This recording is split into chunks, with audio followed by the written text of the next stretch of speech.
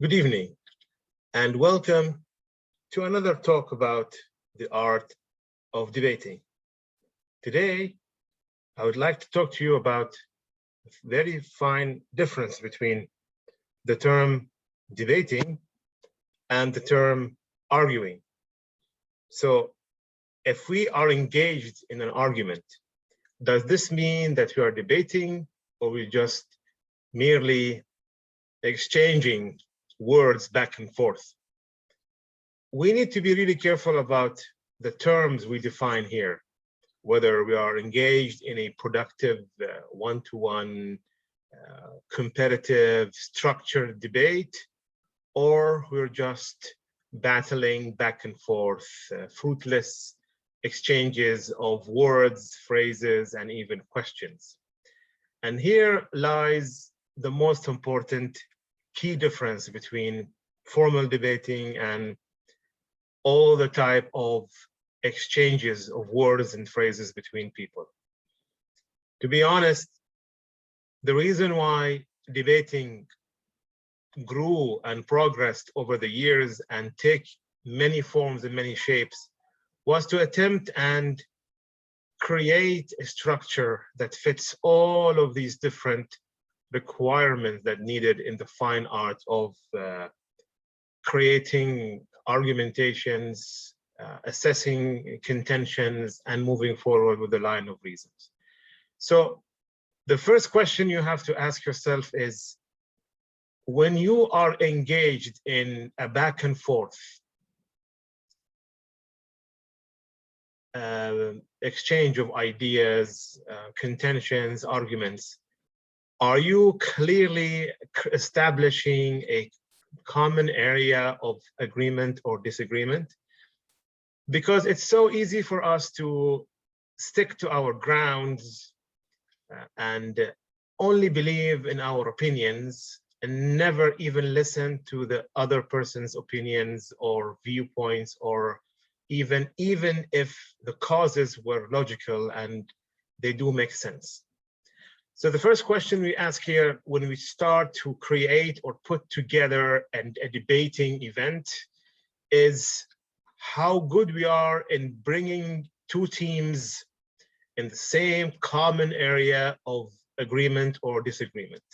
Technically speaking, this is known as creating the most suitable area or stance.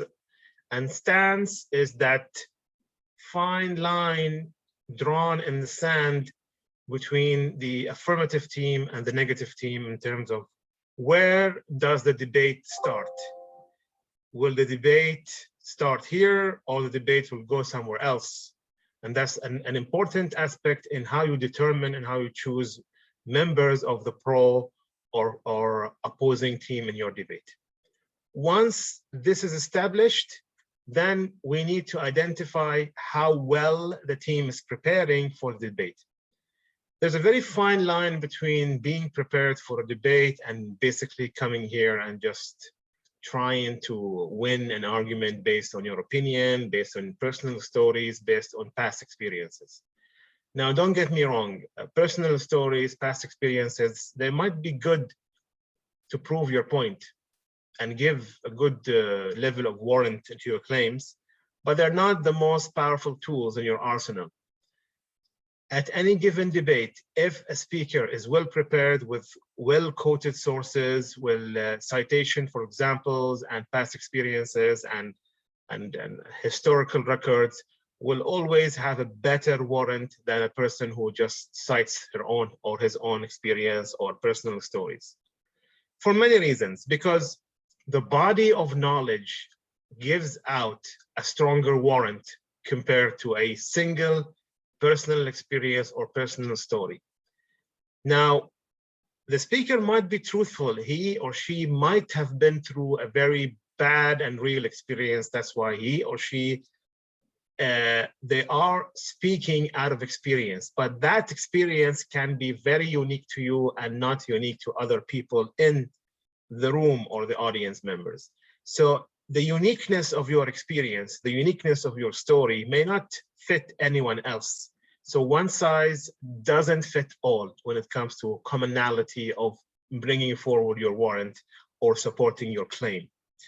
So one area where I see people struggle with argumentation and really fruitless type of exchange of words, and even shouting sometimes, and even going into the logical fallacy of argumentum ad hominem, and many other types of fallacies, especially those related to a fallacy called slippery slope, or another fallacy called hasty generalization.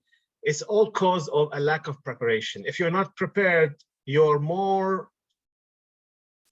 closer to create a general hasty generalization, or go into the slippery slope, or even create what we call the